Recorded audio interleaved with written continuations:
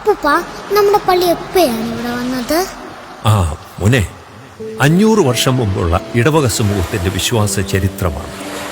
അന്ന് വിശുദ്ധ Francis Xavier ഈ തീരപ്രദേശത്ത് പ്രേക്ഷിത പ്രവർത്തനത്തിന് വരികയും അവിടെയുള്ള പൂർവികരെ ക്രിസ്തുവിൽ സ്നാനപ്പെടുത്തി വിശ്വാസത്തിന്റെ സന്ദേശം നൽകുകയും ചെയ്തു.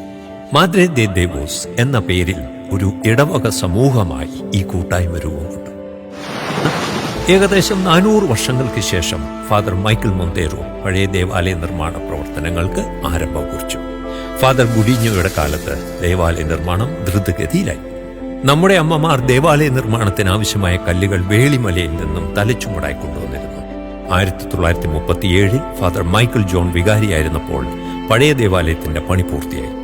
നാടിന്റെ ഈ കഠിനമായ അധ്വാനത്തിന് പിന്നിൽ പൂർവികരുടെ ക്രിസ്തുവിലുള്ള തീവ്രമായ വിശ്വാസം മാത്രമാണ് ഉണ്ടായിരുന്നത്. അപ്പോ ക്രിസ്തുരാജനും അപ്പോഴാണ് വന്നത്? അല്ല മോനെ, പഴയ ദേവാലയം പൂർത്തീകരിച്ച 5 വർഷങ്ങൾക്ക് ശേഷം ഫാദർ ഹിലാരി അച്ഛന്റെ പൗരോഹിത്യ സ്വീകരണ സ്മരണയ്ക്കായി ചമ്പക്കുളത്തെ പ്രഗത്ഭരായ ശില്പികളെ കൊണ്ട് നിർമ്മിച്ച തേജസ്സുറ്റ ക്രിസ്തുരാജന്റെ തിരുസ്വരൂപം ജലമാർഗം കെട്ടുവള്ളത്തിൽ ചമ്പക്കുളത്ത് നിന്നും വർക്കല തുരങ്കത്തിലൂടെ വേളിയിൽ എത്തി. അവിടെ നിന്നും കൈച്ചുമടായി ഇടവക ജനങ്ങൾ ഈ പുണ്യഭൂമിയിൽ ക്രിസ്തുരാജനെ എത്തിച്ചു. അന്നു മുതൽ ഈ പ്രദേശം അനുഗ്രഹത്തിന്റെ പുണ്യഭൂമിയായി.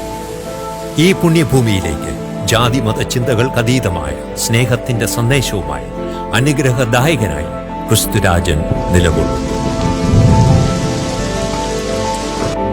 പഴയ ദേവാലയത്തിന്റെ അതേ സ്ഥാനത്ത് നീണ്ട പരിശ്രമങ്ങൾക്ക് ശേഷം ഇപ്പോൾ ശില്പചാരുതയോടും പരമ്പരാഗതമായ ശൈലിയിലും പുതിയ ദേവാലയം നിർമ്മിച്ചു. 2018 കൂദാശ ചെയ്യപ്പെട്ടു.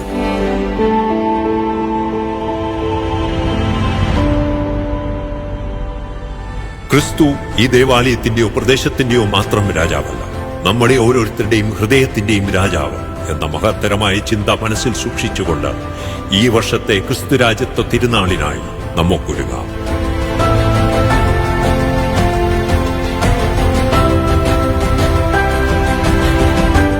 ഈ വർഷത്തെ ക്രിസ്തുരാജത്വ തിരുനാൾ 2025 നവംബർ 14 മുതൽ 23 വരെ മാദ്രെ ദെ ദേവോസ് ദേവാലയത്തിൽ നടത്തപ്പെടുന്നു. എല്ലാ തീർത്ഥാടകരെയും ഭക്തജനങ്ങളെയും ക്രിസ്തുരാജ തിരുസന്നിധിയിലേക്ക് സ്വാഗതം ചെയ്യും.